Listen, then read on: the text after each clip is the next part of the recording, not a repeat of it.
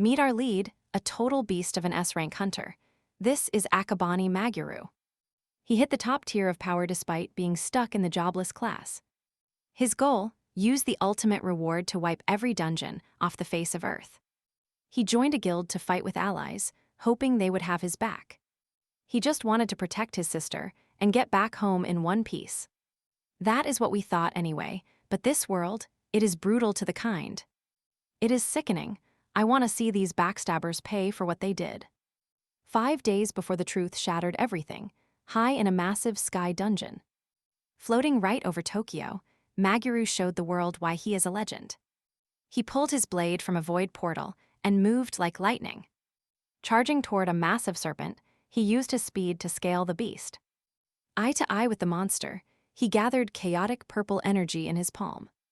One massive blast of lightning magic erupted, and just like that, it was over. The creature was pulverized in a single hit, pure, unadulterated power on display.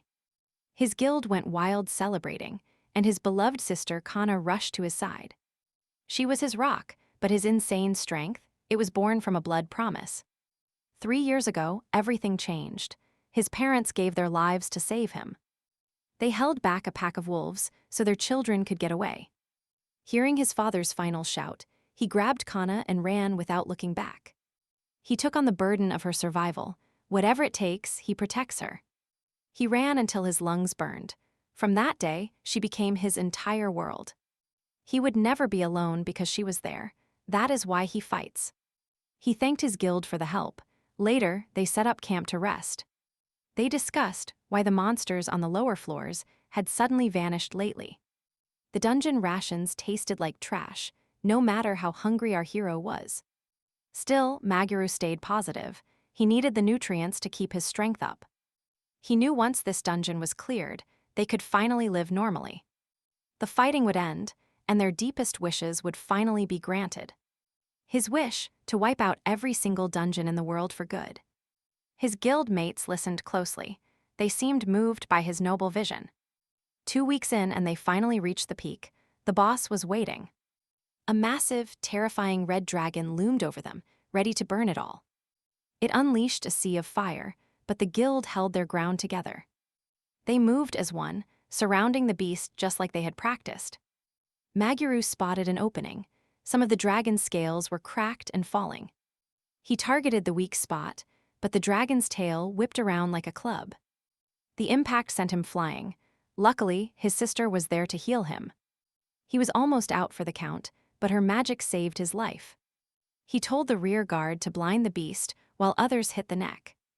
After 2 weeks of hell, he finally understood what it meant to be a team. He never had anyone he could trust, not until this very moment. He looked around and saw them all. Everyone was putting lives on the line. Besides Kana, he had never relied on anyone, but now he trusted them. He literally put his life in their hands. It was time for his finisher. A fusion of blade and magic, the ultimate skill of the jobless hero. Focusing his will, he summoned his greatest weapon. He began gathering massive amounts of lightning energy into his blade. It crackled with power as he prepared his final strike. With one clean swing, he slashed through the dragon's thick neck. The beast fell. Finally, peace seemed within reach for Maguru and his team. But guys, this is where it gets dark. A sword pierced his chest. His sister Kana couldn't stop it. Bleeding out, he looked up in shock. Why? The red-bearded man just laughed, revealing the cold, hard truth.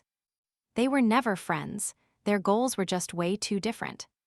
See, Maguru wanted to close every dungeon, but the others had a problem. They loved the fame and the luxury their hunter status gave them. As he slumped to the ground, the traitor explained the dirty secret. Protecting the world kept S-rank hunters at the top of the food chain. The moment he planned to end the dungeons, they planned to end him. He understood their greed, but why Kana? Why did they hurt her too? To them, she was just an obstacle that needed to be removed. Pure hatred filled his heart. They killed his sister for a pathetic reason. The hunters mocked his dream of a world without monsters. They called it completely worthless. The red-bearded man smirked. Losers shouldn't try being heroes. On the brink of death, Maguru thought about his weak, jobless class. Even as an unemployed hunter, he had trained harder than anyone else. He became incredibly strong, only to be laughed at in his final moments. It was a bitter end, ridiculed and broken by the people he trusted. He felt like a fool, but he swore he would never forgive them. Not for his death, but for Kana's, he promised to hunt them all. Every single traitor would pay. And then, something strange began to happen. His rage turned into a tiny spark. Suddenly, Maguru's eyes snapped open. He woke up in a bed, wondering if the betrayal was just a dream. He was crying. Every memory was too sharp, too real to be fake. Looking around, he realized he was in a hospital as a nurse arrived.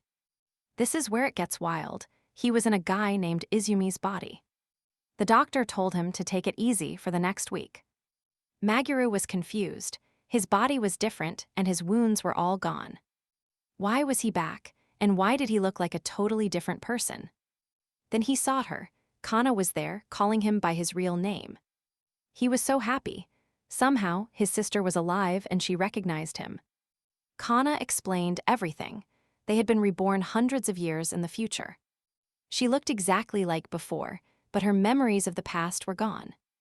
Maguru had his mind, but his face was that of a complete stranger. This body's previous owner was also an unemployed hunter named Maguru. Strange flashes of Izumi's past life started to flicker in his mind. Kana felt bad, thinking he lost his memory. She asked what happened. She was suspicious. Those injuries didn't look like they came from monsters. She was really worried about him. Maguru just apologized for the scare. Happy that he was okay, Kana promised to visit him again very soon. Now, with these new memories, you and I know he's ready for revenge.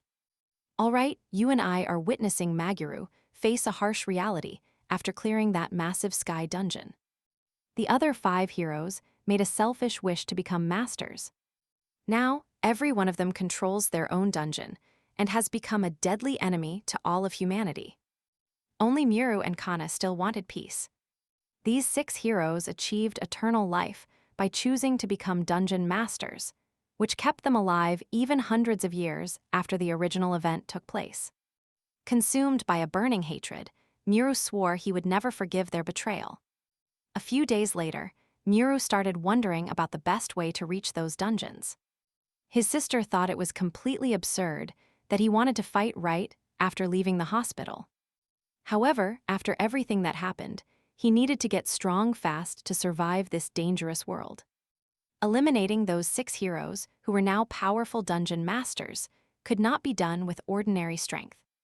Kana begged him to stop, trying to understand why he was pushing his body so hard. Maguru explained that despite being known as unemployed, he had a secret way of doing things. Even though his life had not changed, and being unemployed was seen as a horrible, skillless job, having no mastery over magic or the sword did not mean he was entirely helpless in this life. Apologizing to his sister, he calmly stated that there was a special method for the unemployed. Before Maguru could explain his plan, someone appeared who was shocked to see him alive. Just then, you and I see 2 people appear, calling him resilient as Kana asks for names. He recognized them immediately as the thugs who had hospitalized the previous owner of his body. It turns out the previous owner had also been cruelly betrayed inside of a dungeon. One of the hunters who attacked him before told Maguru to keep his mouth shut and move on. Out of gratitude for the body, Maguru silently promised to avenge the former owner. But when Maguru asked them for a favor, the 2 psychotic hunters prepared to launch another brutal attack. One hunter, a rank D with massive arms, charged at Maguru in a fit of pure rage. Throwing a heavy punch, he shouted that a rank F hunter would never be able to defeat him. In response, Maguru landed a clean punch first, shocking the enemy with his own brutal, raw strength. As the first hunter hit the ground, the other drew a knife, refusing to look foolish. He lunged at Maguru with clear intent to kill, but our hero was already 2 steps ahead. Maguru realized that his current body was significantly weaker than the one he had used before. Still, using his massive combat experience, he easily dealt with the weak opponent and grabbed the dagger. With effortless power, He ripped the weapon away and snapped the steel blade with his bare fingers. At that exact moment, the two enemies were overcome by fear and quickly turned to flee. Kana stood there in total shock, wondering exactly when her brother had become this incredibly strong. She felt like he was a completely different person now, both in his strength and his demeanor. Maguru explained that although his body was weak, he could now cast difficult spells with bare hands. He was certain that if he regained his former attributes, his revenge would finally be within reach. To grow his power properly, he planned to clear various dungeons scattered across the entire world. Before facing the 6 heroes, he needed to make sure he explored and conquered several lower dungeons. Upon arriving at a rank E dungeon, Maguru apologized to the guild hunters waiting for his arrival. It was a higher level than his own rank, since he was still officially a rank F adventurer. With the whole group finally gathered together, they stepped forward and entered the dungeon. To grow right, he planned to clear dungeons scattered everywhere. Before taking on those 6 heroes, he had to explore every corner. Arriving at a rank E dungeon, Maguru apologized to the hunters waiting there. This place was a higher level than his own, since he was still rank F.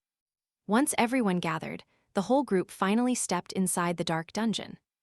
"All right, you and I are heading into the dungeon with Kana and Maguru." The hunters see their levels and start casting some really nasty, malicious glances. After passing through the portal, they gather in the cave to discuss a plan. The leader, with that eye scar, picks up a stalactite to show his authority. He declares the final attack bonuses will only go to him and his friends.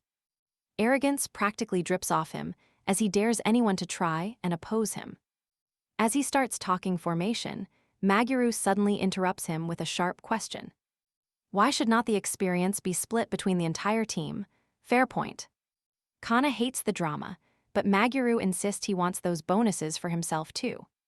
The leader snaps, claiming things get dangerous if he does not land the hit. He starts mocking Maguru, calling him nothing but a stupid, low-rank F hunter. Our guy just says everything will be fine if they just fight with care. That comment sets the guy off. The guild leader is absolutely fuming with rage. He swings his sword, not to kill, but to show exactly who is boss here. With the blade pointed at Maguru, he warns him to stop pushing his luck. He says an unemployed nobody should not be making any demands in this cave. The right-hand man steps in, saying the boss's word is law in here. He tells the weak ones to shut up, while grabbing Maguru's shoulder very roughly. He activates some strange purple flames. This guy is really looking for a fight now. Thankfully, the other guild members quickly jump in before things get way too ugly. A boy in glasses begs Maguru to just listen so they get that experience. Maguru realizes this cave is not exactly the right place to start a brawl. The leader, massive sword on his back, gives him one last warning about respect. Now you and I see the truth. These guys are colluding to steal the loot.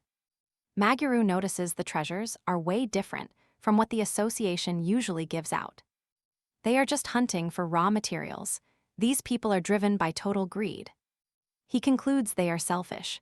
Right then, furious boars charge from the dark shadows. The leader orders his subordinates to charge in and start attacking the monsters immediately.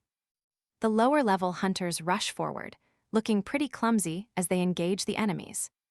Meanwhile, the guy with the scar just hangs back, waiting for his perfect moment. He wants that finishing blow, while his buddy uses fire magic to steal kills. Maguru watches this mess in dismay until a boar heads straight for him. Without a second thought, he leaps into the air, hands glowing with sudden power. He sails over the beast, unleashing a direct blast of magic from his palms. That explosion does not just stop one boar, it wipes out several others instantly. The guild leader is left standing there in total shock. That power is insane. But one boar is still alive, and it catches the leader completely off guard. It gores him in the stomach, but before it finishes him, Maguru's magic strikes. The beast is gone. Maguru stands over the guy and tells him to stand. He tells him to grab his own loot for once. The leader reluctantly obeys. Even while wounded, the guy's pride will not let him admit he needed help. He claims he would have survived without the jobless kid. What a total lie. Maguru suggests that if he does not trust his own strength, he should leave. The leader is left completely humiliated. Trying to act like this was not disaster. And that is how you and I watch a fake hero get put away. He brushed it off as a fluke. The mission continued, but the leader was visibly rattled by Maguru's every move. Then, they reached the final boss. Deep inside the dungeon's heart, the arrogant leader started cooking up a scheme. He barked at Maguru to stay put, while he and his elites moved ahead. It was a blatant setup. Maguru couldn't quite tell what the leader was plotting. But the scarred hunter, the leader's loyal lapdog, made sure Maguru obeyed. "Don't worry," the leader sneered. He claimed he'd finish the boss in seconds. He looked down his nose at him, full of pure disdain for an inferior. "Just sit back and learn something," he spat. But Maguru, he wasn't listening. "Orders be damned. You and I know Maguru isn't one to stay put." They stepped inside the chamber and saw a nightmare. A massive, repulsive beast. This multi-eyed boar was a horror of tusks, gorging itself on everything nearby. Blinded by greed and that fat payday, the leader and his buddy charged. They wanted the glory, they wanted the gold, so they launched their attack. They flashed their skills, desperate to show off in front of the team. They especially wanted to shame Maguru and Kana for ignoring their direct orders. But that ego trip, it didn't last. As the smoke cleared, reality hit. Their fire magic barely tickled. The beast was alive, and it was very angry. With a twisted grin, the monster lunged. One brutal strike and the leader's arm, gone. He froze in pure, agonizing shock, but the boar boss wasn't done yet. Next, it spat scorching flames, engulfing the leader's companion in a firestorm. He screamed as the fire took hold, and then the monster grabbed them both. It was dinner time. Paralyzed by absolute terror, the duo couldn't even struggle. They were swallowed whole in seconds. Just like that, snacks for a monster. The leader begged for mercy, but it was useless. The guild watched, horrified. Maguru just watched. He'd noticed something was off about these dungeon mobs. They were too strong, way too strong, especially this massive boar boss. It didn't match the mission rank at all. This wasn't a standard dungeon. It was a disguised dungeon. That explained why this thing was so lethal. No time for shock. He and Kana geared up for the fight of their lives. While the others cowered, watch this. This is where Maguru takes over. He unsheathed his blade. "I'm ending this," he declared. Everyone froze. The low-rank hunters were stunned. This thing was a C-rank beast, not E. "Shut up and stay back," he ordered. It was time for him to take over. Power surged through his veins. He blurred into motion, charging the monster. Never again, he promised himself. He would never trust anyone but himself. He went in solo, raining down a flurry of steel on the beast. First the sword, then the magic. Ice exploded from his palm, hitting the boar. The freezing blast hit hard, dealing real damage to that disgusting creature. But the beast roared back. All those eyes glowed as it gathered magic. It fired. Maguru just danced around it effortless. He wasn't done yet. He countered with another spell. The impact was massive, a total explosion. Smoke was everywhere, but the damage, not quite enough to put it down. He knew his current stats wouldn't let him end this with one shot. Time to switch it up. There had to be another way to win. Casting another spell, he narrowly dodged the boar's tusks, avoiding a bone-crushing blow. He knew he had to act fast. This beast needed to be immobilized immediately. Watching from above, Maguru gripped his sword and slashed deep into the monster's knee. The beast shrieked in agony as he pivoted, aiming for the other leg. One more swift cut, and the massive monster finally came crashing to the ground. Now that it was pinned, he realized his earlier magic could actually propel him. Blasting magic toward the floor, the sudden thrust sent him soaring above the monster. He flew toward the cave's ceiling, reaching the highest point in a single burst. At the peak of his jump, he launched a spell directly at the stalactites. Giant ice spikes rained down like jagged spears, piercing the evil boar's skull. The impact was devastating, completely crushing the monster's head into its own chest. Maguru had kept his promise, leaving the entire guild speechless as the creature fell. Suddenly, a brilliant blue light flashed, drawing everyone toward its mysterious source. In that moment, every single one of his attributes surged by 5 full points. For an unemployed guy, gathering experience was truly the ultimate shortcut to power. But his sister, Kana, sensed something. He was not the same brother she knew. It startled him. Could she really tell a different soul was inhabiting this body? She begged him to be honest. There was no way anyone could get this strong. She was convinced he'd been hiding his true power, but why keep secrets from friends? The girl felt betrayed, wondering why he'd hide something so important from her. Realizing his deepest secret was still safe, he patted her head with a smile. He told her he'd been training in secret, just to keep her safe. Deep down, he swore an oath. The tragedies of his past life would never return. They finally left the dungeon and reported the incident to the Hunter Association. The group arrived at the association's busy headquarters in the middle of Shinjuku. The secretary was in shock. An unemployed person took down a C-rank boss alone. It seemed impossible, especially since the monster had already killed 2 D-rank adventurers. But Kana stepped up, insisting she had seen every second of the fight herself. The story sounded ridiculous to the secretary, who suspected the adventurers were backstabbed. Maguru realized then that the association looked down on anyone without a proper job. The idea of an unemployed man soloing a boss was something they wouldn't accept. Kana shouted that they would never do that, demanding they verify the truth. Maguru calmly explained that the other hunters died because they let their guard down. In a dungeon, a single second of hesitation is enough to get you killed. He spoke out sincerely, accusing the staff of treating the hunters' deaths with disrespect. The secretaries grew embarrassed and apologized, claiming they didn't mean to sound cold. They quickly tried to backtrack, but the tension in the room was already thick. He challenged them to honor the hunters' hard work if they still doubted him. Leaving the office, Maguru ran straight into the head of the whole association. The branch chief watched him with intense curiosity as the secretary tried to speak. While the chief stared him down, the assistant was desperate to grab his attention. The man seemed to recognize him, but Maguru had no idea who he was. Kana worried if leaving like that was okay, but he didn't care about fame. Gaining credit for his deeds didn't matter to him. He had much bigger goals. In that moment, Kana realized he was still her same brother after all. All right, you and I are heading back to when they were just neighbors. Later, Isumi is lying in bed, marveling at how advanced smartphones have become. Technology has definitely evolved since his era. Then, an urgent news ping. Matsubara is officially coming to Japan. Just seeing that face triggers his rage. He says he is excited, but you can feel the fury underneath. A reunion is coming soon. Meanwhile, over in China, Matsubara gets word. The other masters are slowing down. After centuries, he feels his time is now. The moment has arrived. His butler, visibly worried, begs him to be careful. But Matsubara is overflowing with ego. He thinks he is absolutely untouchable. He promises nothing will go wrong. After all, he is a legendary hero. He tells his butler he will handle everything while he is away. Centuries ago, he managed an S-rank dungeon and seized power over China. He was a total powerhouse. Now, he is ready to expand even further. He needs Japan fast, before the other heroes can beat him to it.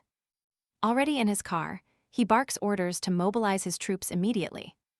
Fail me and you're finished. His threat is cold and deadly serious. Back at the Hunter Association, Isumi is desperately trying to recruit new members. But it's a disaster, being F-rank and jobless, not exactly a selling point.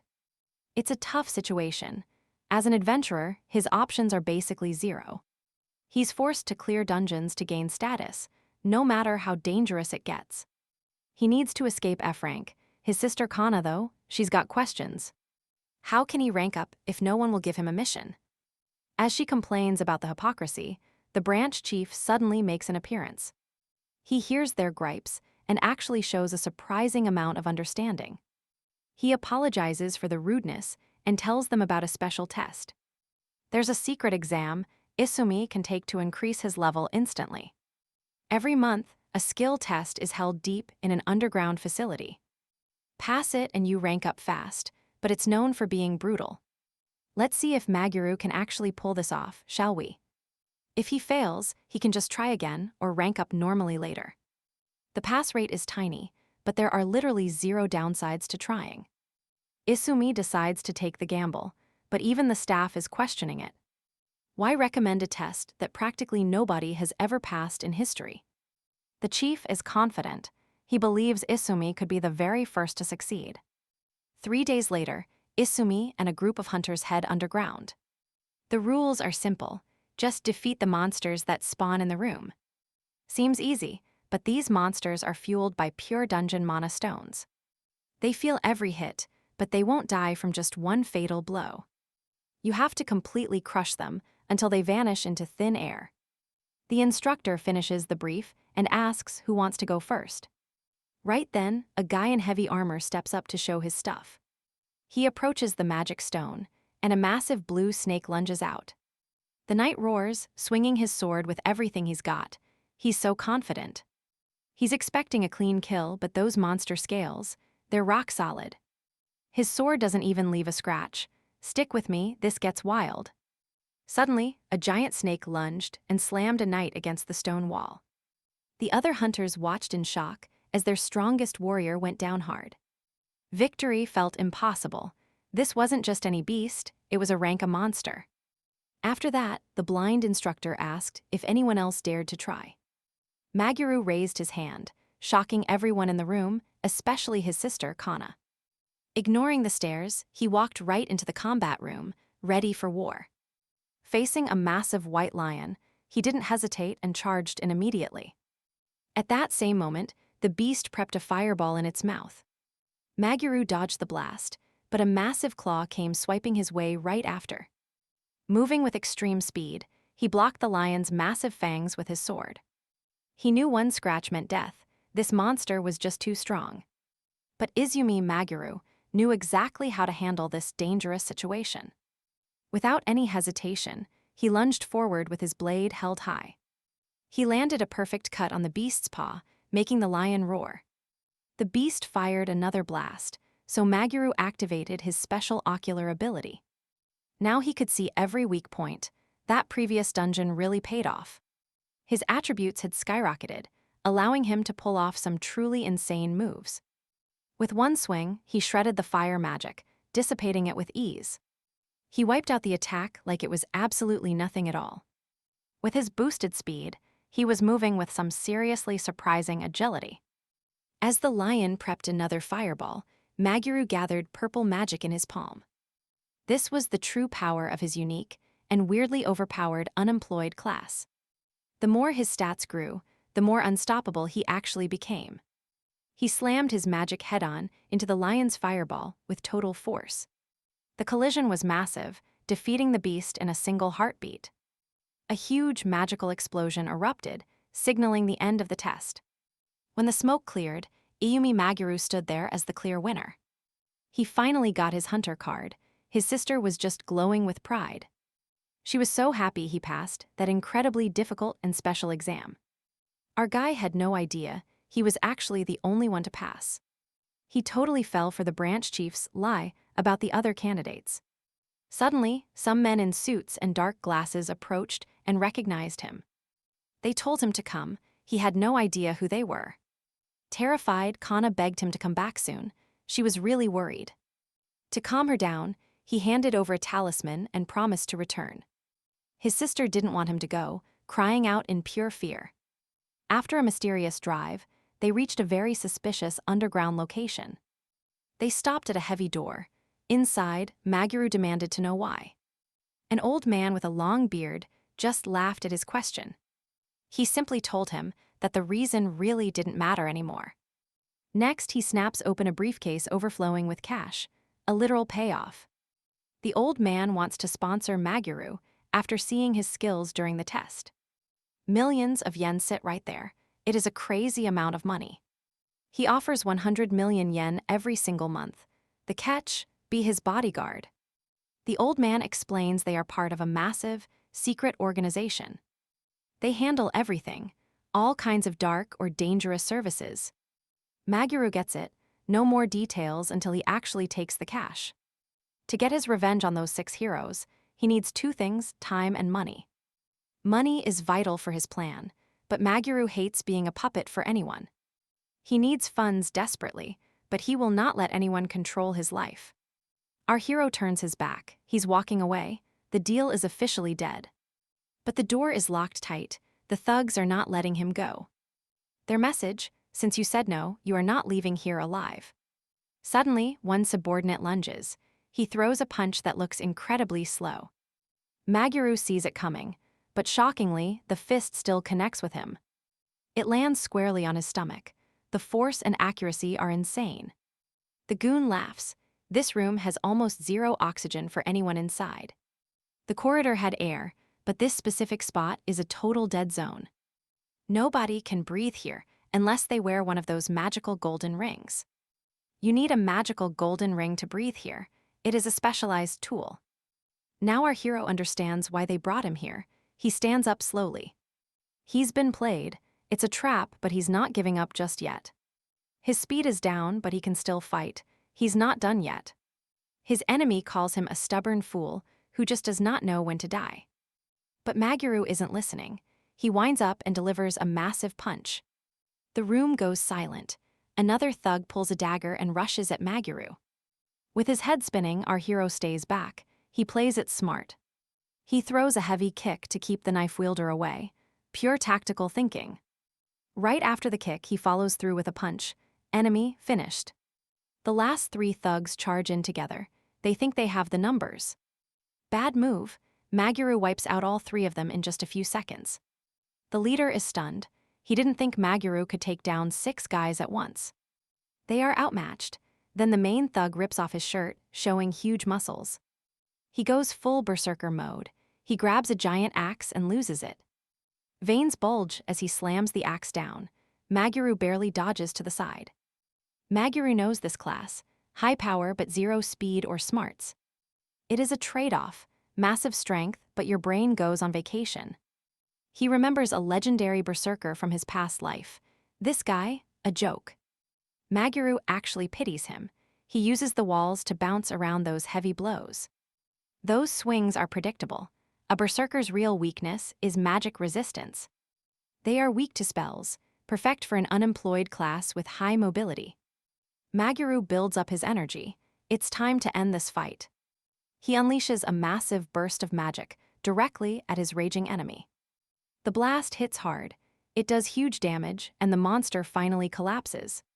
He's down. The only problem: that magic used up almost all of Maguru's mana. The man congratulates him, says he fully expected this kind of performance. From such an interesting hunter, he even exceeded his highest expectations. Sick of the games, Maguru orders him to open the door. Right now. But the old man doesn't move. He's not opening that door yet. Instead, he reveals a secret. Izumi has one major, glaring weakness. He points to a screen. There's Kana, his sister, bound and gagged. It hits him instantly. They followed her back to her own house. Those impulsive thugs were the ones doing all the dirty work for him. Pure fury washes over Maguru, seeing those bastards surrounding his precious sister. Watching that little girl scream for help, it leaves him absolutely shaken. He's paralyzed with fear. He doesn't even know how to react anymore. The thugs brag they've got orders to do whatever they want with her. They're ready to cross the line, ignoring her cries to please stop. But wait, suddenly, Kana triggers a glowing magic circle in the room. Boom, the force blasts them back, and she finally breaks her restraints. She strikes back, noticing the power coming from her brother's hidden amulet. In that moment, she realizes it. Maguru saved her life from afar. The old man is stunned. How did she free herself and win? It's simple. Maguru had planned this, crafting the amulet from dungeon loot. He used special materials found inside a high-rank, disguised dungeon long ago. This magical item isn't just a trinket. It's forged for remote activation. He developed a device that triggers immediately whenever Kana is in danger. He brags that it's just as powerful as a master alchemist's work. For an unemployed guy like him, making a cheap imitation was easy. After that terrifying reveal, the old man finally opens the door for him. Before walking out, Maguru demands to know why they're pursuing him. The eccentric man claims it was all just for an important examination. But why him? Why pick a hunter just trying to live honestly? The old man needs muscle. He's gathering strong hunters for someone specific. Who? Maguru doesn't ask nicely. He points his sword at his throat. Speak now. Under the threat of death, the old man finally cracks. The mastermind behind all this is Matsubara Moshi, the former hero. Maguru's eyes narrow. What's a hero's reason for building an army? The man is in total shock. He confesses he doesn't know why. Maguru sees the truth. He gives one final, cold, chilling order. Never bother him or Kana again. If you do, you're dead. To make sure he remembers, he leaves a souvenir on his face. A small cut, a warning, then he finally walks out the door. He rushes home, his heart racing. He needs to find Kana. The girl throws herself into his arms, sobbing. She's okay. He's so incredibly sorry. He should have never left her alone. Kana asks if they're calling the police, but Maguru shakes his head. With a guy like Matsubara involved, the cops are completely, utterly powerless. She asks about the law, but Maguru knows they're on their own. With Matsubara in the mix, the police are simply powerless to help. Surprise, one of the 6 legends was actually implicated in this. Her brother told Kana to pack her bags. They were moving. Living alone was too dangerous. The move had to be immediate, and until they found a place, she'd stay with him.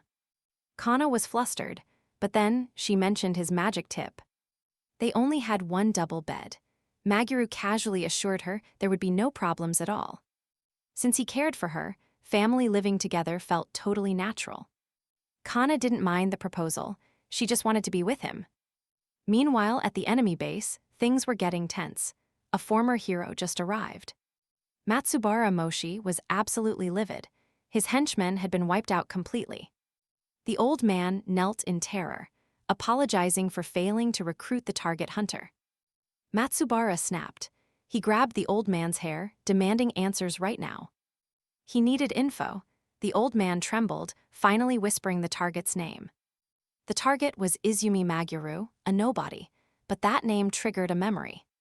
The former hero froze. He suddenly remembered something and dropped the man.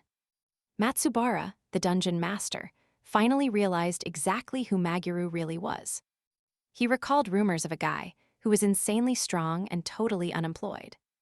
Normally, he would handle it himself, but this time, he wanted to investigate. He decided to look into Maguru thoroughly and uncover every single dark secret. No matter what it took, the next morning, Kana woke up in that bed. Maguru was still sound asleep. Since he wouldn't budge, she went outside. She stepped outside and froze.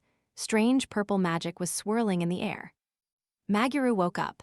Seeing the magic, he never expected a portal to appear here.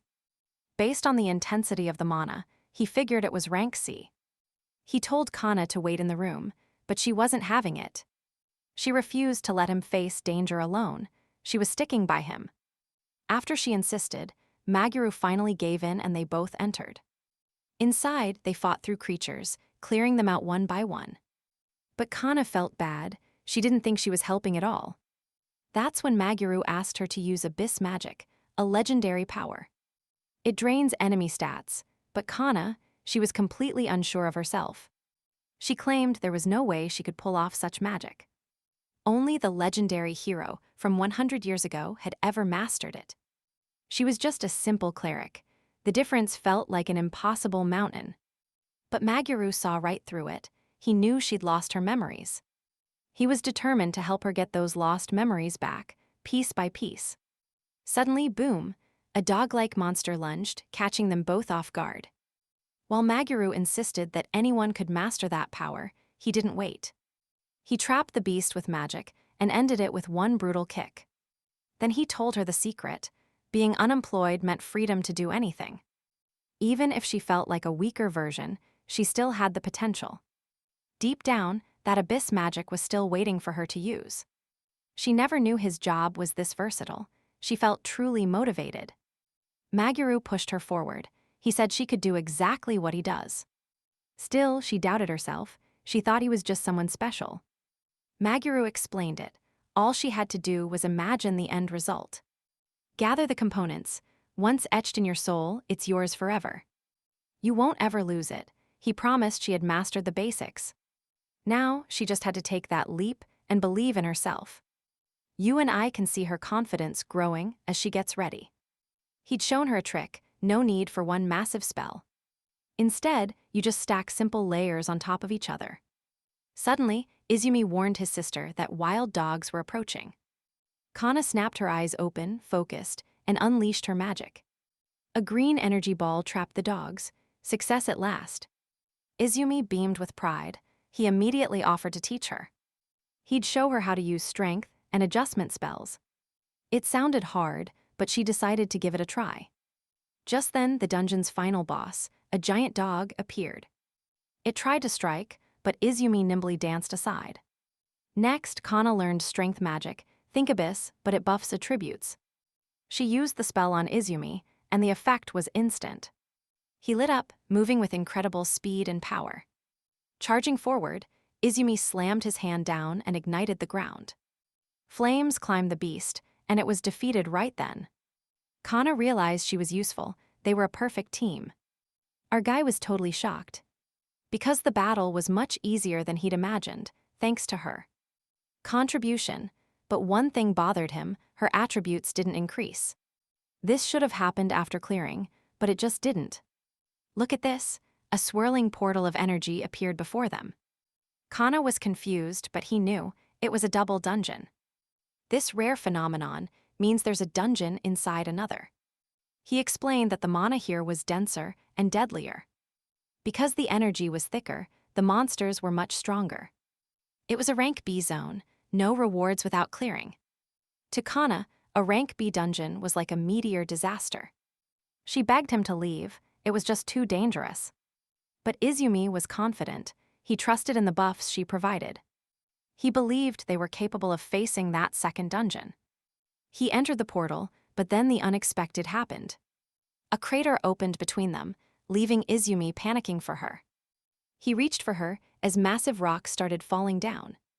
He screamed her name, terrified Kana was buried alive. He began furiously striking the giant rocks to rescue her. Amidst the rubble, he found her alive and calling out. Even pinned by boulders, she was awake and conscious.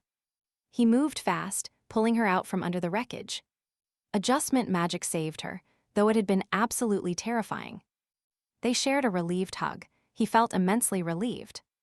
Maguru felt relieved. That attribute-boosting spell he taught her, it actually saved her life. But that sudden cave-in, super suspicious. He knew it wasn't just a freak accident. It smelled like high-level magic. Was there someone else hiding in the dungeon with them? Probably impossible, right? Regardless, the two stepped through the portal into the next zone. Just as he expected, this place was on a whole different level of crazy. All right, you and I are back. This next level was absolutely brutal. Luckily, Izumi's decision to teach Kana paid off big time for his stats. But he wasn't there yet, not strong enough for his revenge against heroes. Kana could tell something was off. He looked completely and totally anxious. Izumi played it off though, claimed he was just hyped for the loot. Next stop, the boss room. Together, he figured they could handle anything inside. They pushed open the massive doors, ready to face whatever was waiting there. And there it was, a massive Cerberus, the legendary three-headed guardian. The beast growled, its three heads snapping. It was ready to rain destruction. Izumi didn't hesitate. He called out to Kana, asking for her protection spells. She landed 2 buffs on him, and just like that, he charged forward. He slipped past the first strike, scaling the giant dog like a mountain. Claws swiped at his chest. He dodged by a hair, retreating just in time. As expected from a boss, the creature actually managed to nick his face. Blood dripped from the scratch. He knew this monster was the real deal. He kept moving, eyes locked on the target. Even wolves have a weakness. He aimed for the throat. One well-aimed dagger throw should do it. No way. The Cerberus caught the blade in its teeth and crushed it. It was fast, too fast. He realized he had to push his speed further. The monster was strong, but with Kana's buffs, he still had hope. Most hunters stick to one element, fire, ice, light, or maybe even darkness. But Izumi was different, stick with me here, he was truly special.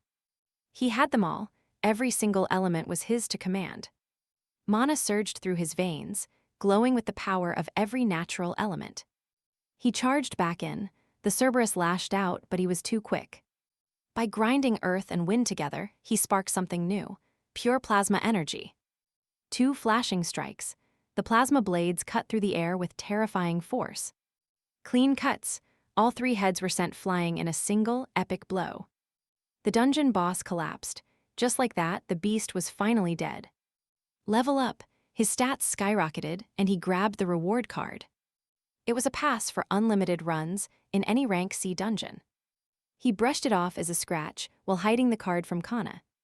But they weren't alone. From the shadows, a mysterious man was watching everything. He was a mercenary, hired by Matsubara to keep tabs on our boy. His report was clear.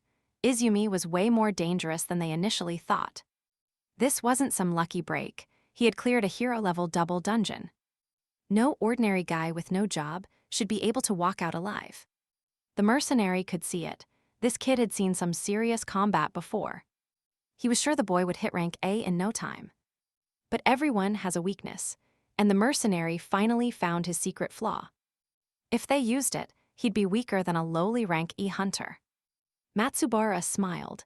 Hiring an investigator was the smartest move he ever made. He handed over a briefcase. It was stuffed with way more than promised. A fat payment for a job well done, and there was more coming. Let's find out what they have planned for him next time. New mission. They are paying to eliminate Maguru, and the bounty is looking sweet. It is an easy payday for an elite like Ado. Matsubara hands him a legendary blade. The mercenary eyes the sword, thinks for a second, then finally accepts the offer. He accepts with a wicked grin. Meanwhile, back at home, Maguru is just holding a ticket. He has never actually seen a dungeon ticket before. He stares at it in pure wonder. He wonders how it works. He still has not even shown the magical item to his sister. A rank C dungeon should be a breeze for him now. He focuses his mana. He opens the item to see what happens, and gets warped to a strange island. It is a dungeon he has never seen. Worse, there is no exit in sight. He is stuck until the boss is dead. Then, a message pops up about his mission. The first daily task has officially begun. He needs to kill 100 creatures. Maguru is stunned. There are so many monsters coming his way, he can barely believe it. This is going to be a workout. He starts taking them out, including those giant crabs. Before he knows it, he has cleared the list and finished his daily task today. But just as he is catching his breath, something dangerous crawls out of the dirt. The ground literally splits open. This thing is way stronger than the little guys. It is an enormous lobster with a heavy shell. This is clearly the big boss. But honestly, it is just a rank C boss. He can handle this easily.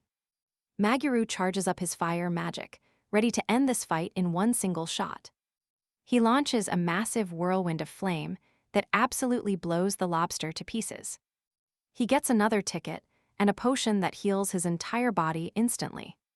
Most places give stat boosts, but this one is all about recovery. He takes it. His body starts to glow and fade away, teleporting him right back to his home. He finds Kana sleeping soundly. She did not even notice he was gone all night. Best part, the dungeon ticket is still there. It did not disappear after use. Over at the Hunters Association, everyone is staring at Maguru. He has no idea why. Kenner explains he is the jobless guy who somehow passed that crazy special exam. People find him fascinating. It is more attention than our hero ever expected to get.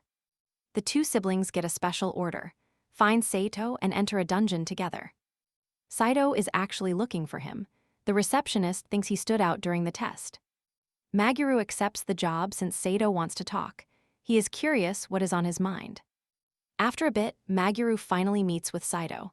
The man greets him and respects his power. 2 other members are there just to fill the spots and get the reward money. They basically stay out of the way.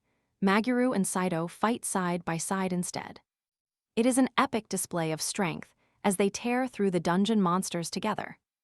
During the brawl, Maguru realizes Saito is actually the second highest ranked hunter around. Only the 6 legendary heroes are stronger than him. That is some serious power.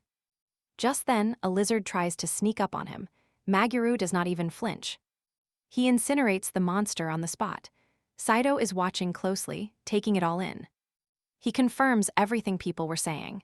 This kid is the real deal, no doubt.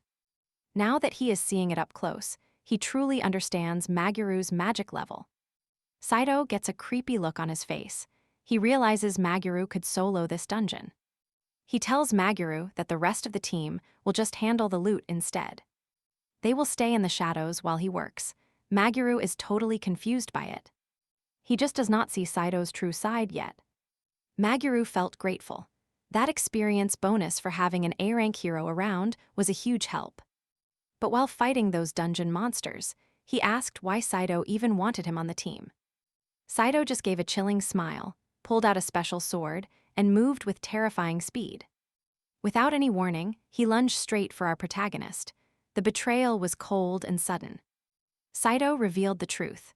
He wasn't there to help, his real goal was to kill Maguru.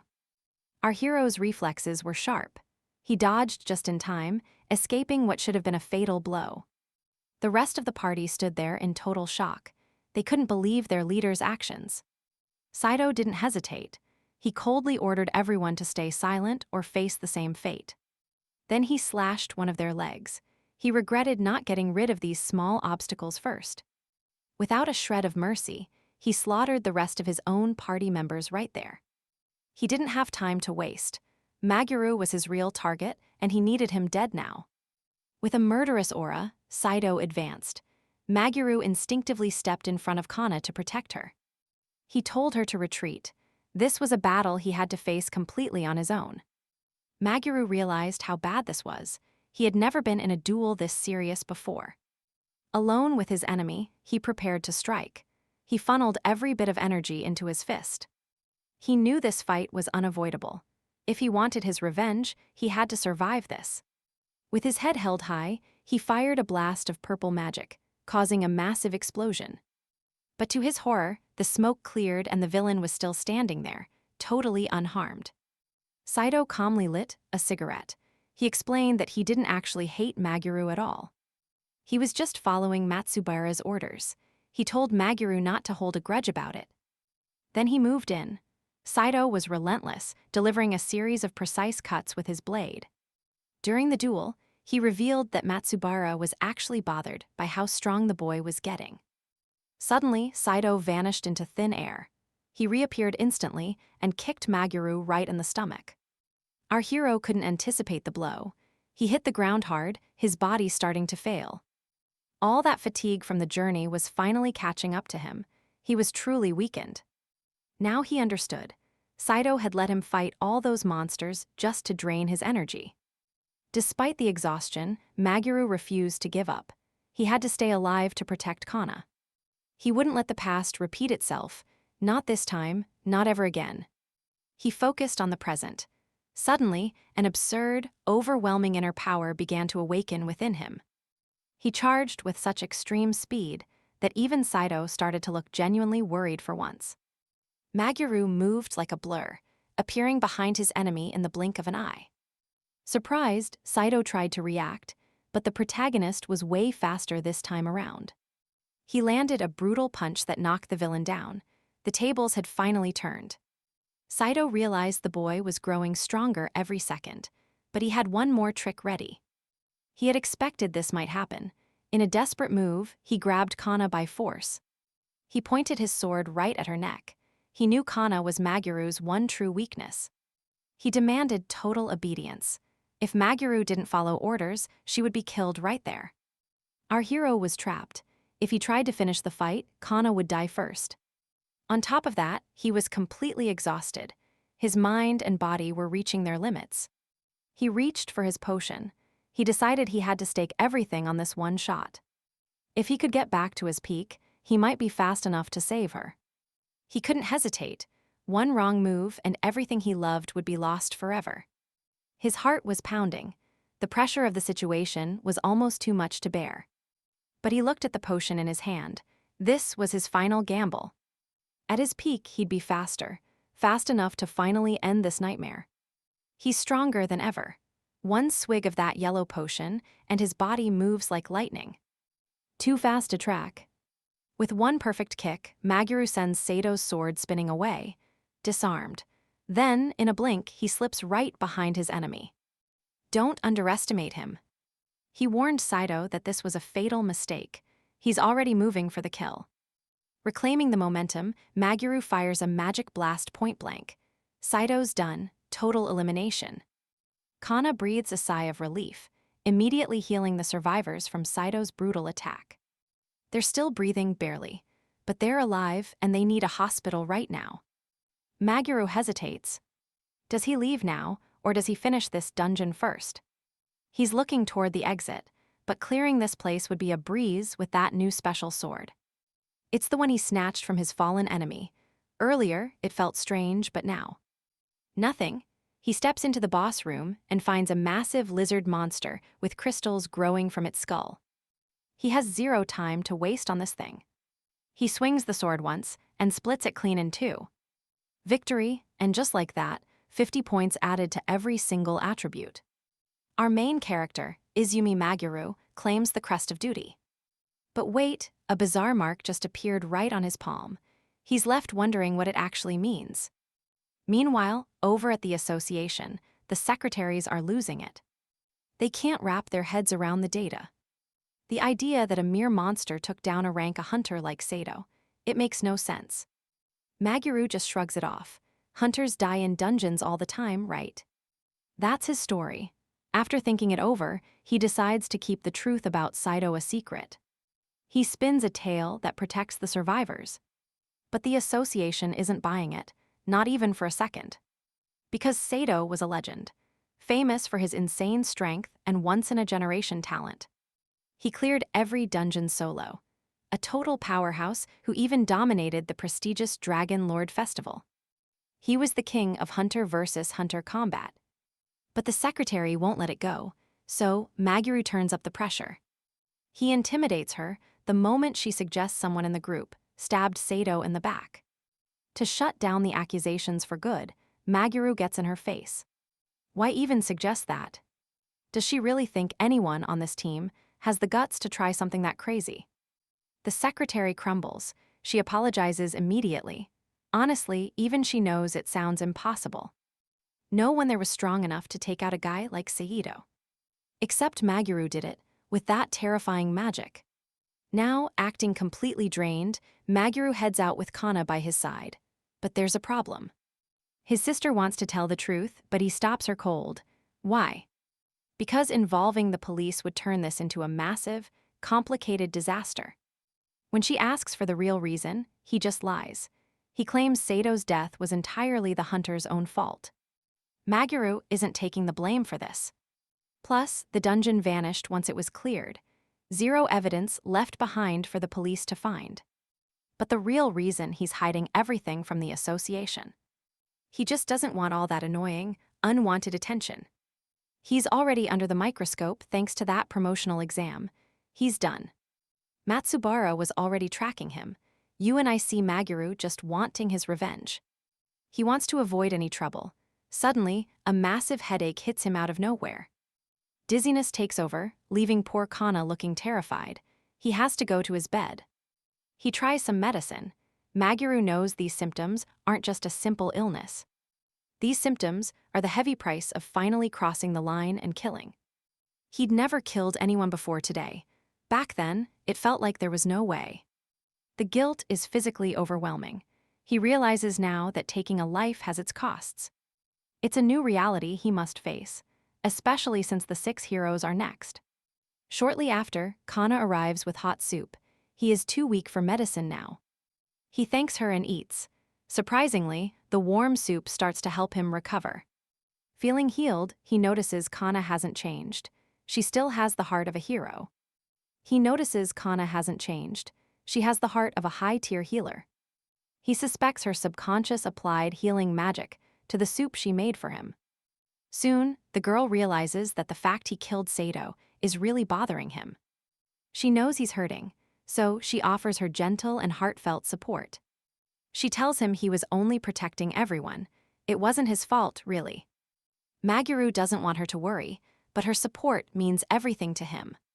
That is when she spots the mark on his hand. It just appeared out of nowhere. He admits it appeared suddenly, but now the mark is finally fading away. It's much weaker than before. Meanwhile, Matsubara is drowning in his deep guilt. He's the one who sent Sato. Sato was his trusted right-hand man. He helped him dominate the Japanese scene. Sato was the absolute strongest around. Maguru killing him has Matsubara questioning the boy's true and hidden identity. He doesn't care who he is. He just knows Maguru is a threat now. Back at the house, Maguru wakes up. Now get this, the mark has vanished. He's totally baffled. Kana wakes up too, asking if he's finally feeling better. He tells her he's fine, but he knows Kana isn't ready to survive alone. He wonders if he should bring her. He pulls out a dungeon ticket. He asks his sister to come along. Kana is shocked by the change. Why would he invite her to a dungeon? She thought he was sick. But he has a plan. He explains that he won't be fighting today. They teleport in and the training begins. He needs her to survive alone. It's a struggle. She fights all day, using magic until she is exhausted. Finally, she finishes the quest. The system rewards her with a special amulet. She also gets a rank B ticket. Maguru looks at her loot and feels proud. He wants her with him. Picking up the ticket, he asks his sister, "Come with me for a bit." Kana is surprised by the sudden move. What's happening? Why invite her to a dungeon? She thought he was too sick. He shouldn't be fighting tomorrow, but Maguru explains he isn't the one fighting. It is her turn now. They teleport in and the training begins immediately. He needs her to survive alone. The girl faces a really difficult day. She uses her magic until she's safe. After a long day, she's out. She feels totally exhausted, but Kana actually managed to finish the daily quest. She receives a death prevention amulet as a reward, along with a rank B ticket. Maguru looks at the rewards she earned. Trust me, the heroes are in trouble. Then there's the loot. This amulet in particular, it's a literal lifesaver. It nullifies fatal blows instantly. Maguru knew this would be a massive asset later. Useful doesn't even cover it. Soon after, Maguru and Kana headed back to the association. But they weren't getting a break. The sector chief wanted a word with them. No small talk here. The chief got straight to the point about Seidu's death. He knew Maguru took out that rank hunter. Yeah, the secret was already out.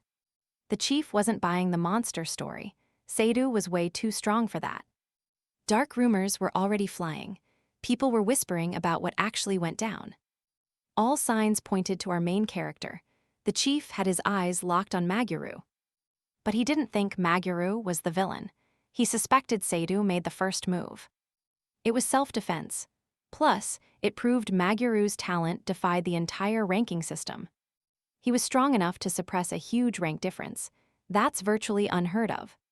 Kana jumped in to defend him, claiming the chief was definitely overestimating our guy.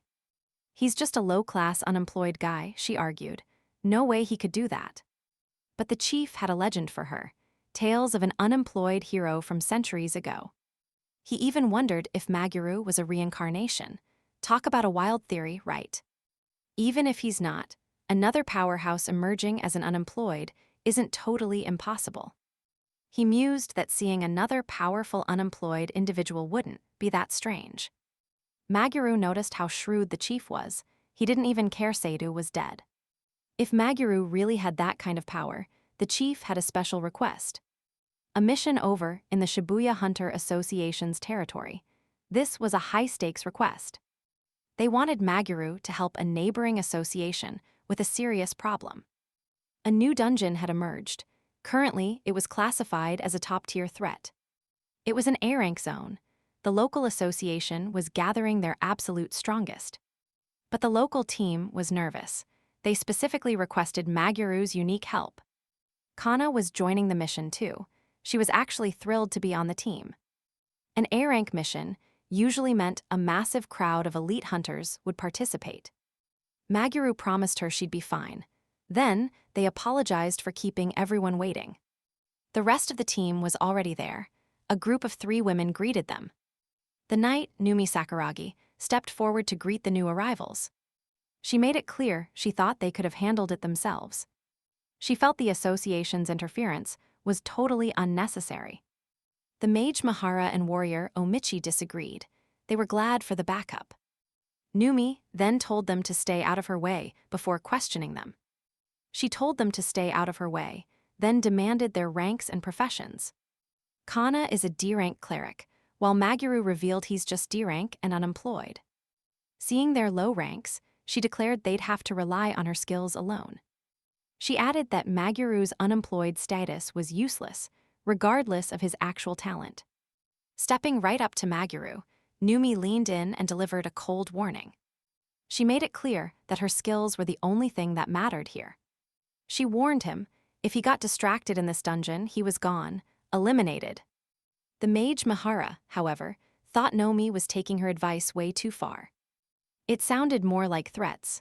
Faced with this tension, Kana quickly moved beside our hero. Knight Nomi knew the score. Overestimating your own skills leads to a tragic end. And if that happened, the pain would not just hit the person involved. It would shatter everyone who cared for them. That was why Nomi spoke up. She was actually worried for him. Maguru and Kana noticed a storm brewing. It was a grim sign.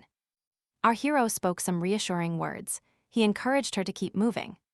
He promised that everything would be fine. Just believe in me, not their words. He told her she was strong, that they would get through this together. The second they stepped inside, they were met by a massive, terrifying minotaur. Omichi did not hesitate. She charged with her huge axe and landed a heavy blow. The strike knocked the beast down. Mihara seized her chance to blast it with a fire spell. Finally, Nomi finished the giant creature with her sword. Mahara commented that this A-rank dungeon felt suspiciously like a B-rank one. The monsters were tough, but they could handle it if they kept formation. They decided to push forward. Then they noticed the weak reinforcements. Maguru and Kana were still there. Suddenly, more minotaurs appeared. The girls shoved them to the back for safety. The situation was turning dangerous. Even the veteran hunters started to retreat. They were startled by the numbers. Nomi was sure they could not handle this. However, Maguru and his sister Kana were actually ready to fight. Our hero delivered a heavy kick and a precise sword slash against one. He won in an instant. The other members were absolutely floored by him. They never expected this from the backups. Nomi was especially shocked by it. She had seen him as weak, and now she could not understand his power. Mahara shouted a warning. Something was coming from right behind the knight. Nomi was nearly hit by 2 minotaurs, but suddenly a shield appeared. It saved her from a lethal hit. That magic came from Maguru. After being saved and emerging unharmed, Nomi finally understood his true strength. The knight apologized for everything, admitting she had totally misjudged the two. Their profession and rank had blinded her, but Kana did not really care. To her, being a hunter means living on the edge of death constantly.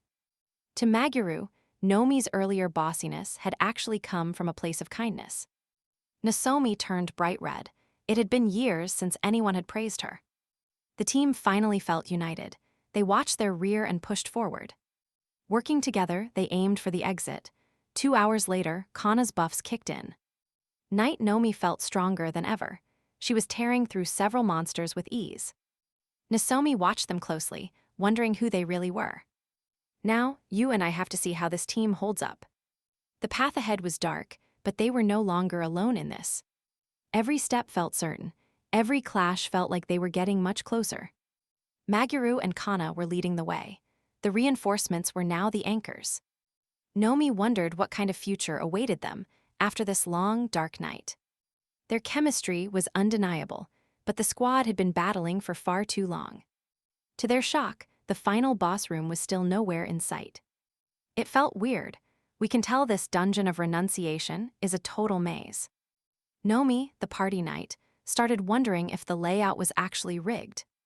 Maybe A-rank dungeons were just this brutal for first-timers like them. In the dungeon, our hero Maguru points out a secret mark he carved. It was his clever way of ensuring they wouldn't end up wandering forever. That's when everyone finally understands. They've been walking in circles, passing the same spots. Maguru finds it bizarre since there weren't even any branching paths in this area. He realizes what's happening and decides he's the one who has to solve it. Placing his hand on the wall, he feels a vibration and uncovers a passage. A shocked Nozomi asks how he spotted a hidden path that everyone else missed. Maguru explains that high-rank dungeons are notorious for these kinds of sneaky tricks. It's a type of barrier that won't budge unless you know the enigma's solution. Reaching the final boss is impossible until the riddle is cracked for good. The crew starts questioning him, wondering how he's so knowledgeable about this place. They're curious how he knows all this when it's supposedly his first dungeon run. He just says it's obvious, though secretly, he's remembering his painful past life. Navigating similar dungeons before gave him the experience he needed to survive this one. He uses a refined mana technique to sense exactly where the walls are hollow. To the group, he just plays it cool and says he read it somewhere. Noi steps up to the vanguard, ready to defend everyone against the coming boss. Hikari takes the rear to keep Kana safe while they prepare for the fight. An A-level boss is definitely tougher than they expected, but Maguru has a plan. The knight asks if he's okay, and with a confident yes, they charge in. They enter the dungeon ready for the fight of their lives, no turning back. Suddenly, a massive, furious, bearded minotaur towers over them. It looks absolutely terrifying. The beast immediately swings its giant axe, and Maguru barely manages to dodge it. He realizes this enemy is way stronger than he imagined. He tells Nozomi to wait. But Nozomi doesn't listen. She raises her shield to take the hit head-on. The Minotaur's attack is pure destruction, and her shield defense completely shatters instantly. Her defense was broken in one shot. The impact sends her flying across the room. The other girls are frozen in shock. They've never seen Noi's shield get crushed. Even the strongest knight can't compare to a specialized tank against a beast like this. Taking an A-rank boss in close combat is proving to be a nightmare scenario. Maguru acts fast, ordering Sakura to get the badly injured Nozomi to safety. He tells his sister Kana to heal the girl while he takes on the boss. He charges toward the armored bull alone, dodging a massive weapon throw just in time. One hit from that thing would be fatal. The situation is getting really complicated. With the girls in danger, Maguru knows he has to give it everything he's got. He's hunting for any opening, no matter how brief, to turn the tide of battle. The moment the boss lifts its arm to strike, Maguru spots his one chance. He conjures ice magic and slams the ground with every bit of his power.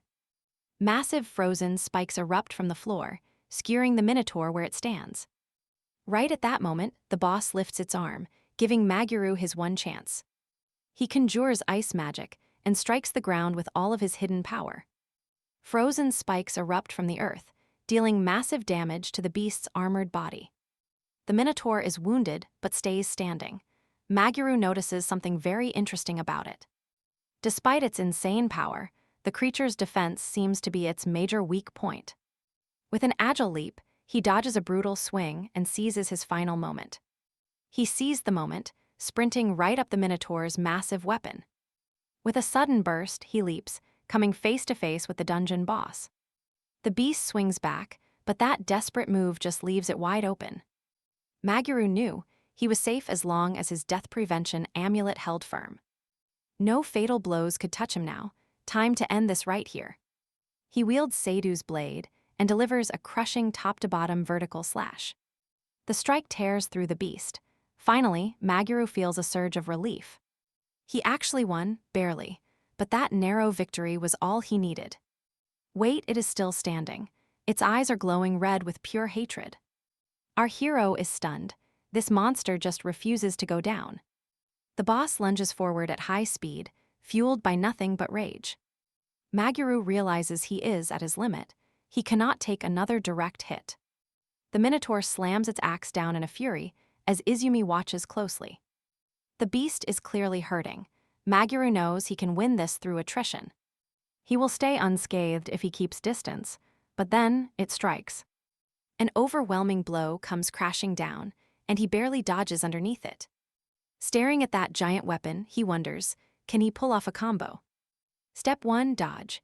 He slides past the Minotaur's massive, lumbering assault. But seeing that force up close, for a second he thought he was dead. The creature lets out a deafening roar, hurling a flaming axe right at him. Fear grips him, but then Kana appears, jumping right into the line of fire. She bravely stands between them. Maguru screams for her to get out of the way. Then everything clicks. He watches her take the hit right on the chin. Suddenly, the death prevention amulet kicks in, shielding her from the worst. Now he gets her plan. Maguru grabs his sacred sword, ready to finish this. He does not waste a second, delivering the final, decisive blow to the boss. Clearing an A-rank dungeon nets them 50 points. This is huge for them. He is not sure why the bonus is so high. Maybe it is his crest of duty. His teammates are watching him in awe. This performance, simply not normal. They think he is a freak of nature. Maguru briefly loses track of Kana. She is okay, thank goodness. He admits he would have lost without her. He begs her never to scare him like that again. Honestly, he almost had a heart attack. Kana just fires back, reminding him that he is always the one in danger. Nomi starts wondering, is Maguru really just some unemployed D-rank hunter? It is completely absurd. How did a D-rank guy take down an A-rank boss? He figures this should finally bump him up to a C-class rank now. He explains how hard it has been getting good missions with his low status. The second the pink-haired girl grabs his hand, Kana's jealousy flares up. Nomi invites them both to her guild, independent groups for hunters like them. She is the master here and thinks it is a crime he is not in a group. If they join, they will gain more money and rank up way faster. Plus, her guild does not even take a cut of the reward money. Sweet deal. Maguru thanks her but turns it down. He says it would not be right for them. She says it is not just about the offer. She feels safe when he is around. She feels safe with him nearby. All right, you and I are watching the guild master drop a major proposal. Maguru keeps it blunt. He explains that he and Kana have zero interest. No guilds or groups for them. Even a great offer feels like a cage. Being in a guild means restricted freedom, and Maguru plays by his own rules. Respecting his stance, the guild master backs off. No pressure, she knows better. Without him, they were all dead. To show thanks, she makes a move. She invites him to meet tomorrow, just the two of them. Nomi is ecstatic. Maguru says yes, and Nomi's mood soars. Then she asks about Kana. He covers the truth. He can't exactly say she's his reincarnated sister, so he lies. Calling her a normal member. Nomi is clearly feeling the vibe. She's flirting hard now. Suddenly, a mysterious purple portal tears wide open. Surprise all around. With the dungeon cleared, they finally head back home. When Maguru announces he's headed out, Kana's jealousy flare-up is totally obvious. She's totally in love, and hearing him say he cares, that only makes it worse. Knowing he's meeting Nomi has her fuming. Meanwhile, Maguru heads to the subway. He meets the pink-haired girl. He's an hour late, but she plays it cool. 5 minutes, yeah right, they head to a cozy restaurant for some pasta. It's date night. Nomi leans in, asking how he spends his time off. Just resting up for the next mission. He's a simple guy with simple needs. Nomi does the math. No girlfriend. She can barely contain her sudden joy. She's winning, guys. Just look at that smile after hearing he's single. She tries to act cool, but Maguru just finds her behavior a bit weird. He flips the question. What does she do? Same thing, she just rests. That's a shocker. Usually, kids her age are always out on the town. But Nomi's different. She's focused on training, remembering his warnings about overconfidence. His words hit home. She knows the danger of thinking you're untouchable. It happened once before, a past mistake that led her straight into a nightmare. She trusted herself too much and lost her best friend, a heavy price. She refuses to let history repeat itself. That's what drives her to work. Maguru gets it. He's driven by that same desperate need to protect Kana. He won't lose her again, not like in his previous life, never again. Nomi pivots back to Kana. Are they really just teammates? What's the deal? Just teammates who happen to live together. Miru's answer is a total bombshell. Living together, The pink-haired girl's heart just did a complete nosedive. And when he mentions they share a room, Nozomi is absolutely, totally stunned. Talk about a mood killer, she goes dead quiet, her romantic hopes shattered. Even with his gentle tone, the damage is done. She's completely thrown off. It's an awkward vibe. To fix it, he suggests a quick pit stop nearby. They stop in front of an incredible weapon shop. It's an absolute treasure trove. High quality, great prices. Nomi is impressed. This is exactly what she needed. Maguru's plan worked. Her mood is fixed and the shop owner greets them. Get this, the shop owner greets them with a very distinct accent. Foreigners their age are rare in Japan right now. Maguru senses something's off. Noi spots a sword. The quality is insane. Even Maguru is a bit curious. He's no sword expert, but she's insistent. Go on, give it a try. Our lead gave the blade a test swing, liking the weight and balance. The shopkeeper, speaking with a thick accent, asked Maguru about his usual gear. Without thinking, Maguru summoned his legendary blade to show the man. The shopkeeper froze in terror, that crest of duty on the steel. He went ballistic, assuming Maguru was one of Matsubara's henchmen. He snatched up his own weapon, ready to end Maguru Izumi right there. Staring down the man's pure rage, Maguru felt a cold sweat break. He pulled his own sword, desperately trying to explain the massive mix-up. But the shopkeeper wasn't listening. He charged. Maguru shouted a warning. If the guy wouldn't stop, he'd have to fight back. He grabbed him fast. Parts that aren't quite right, so after that, when everything is ready, inserting the right images and syncing the audio together, then we proceed to export the video for publishing. So this is the process that I create a complete video. Therefore, I really hope that the YouTube support team reconsiders their decision. Check if there are any mistakes anywhere to help us return to the program earning money from YouTube. I sincerely thank you.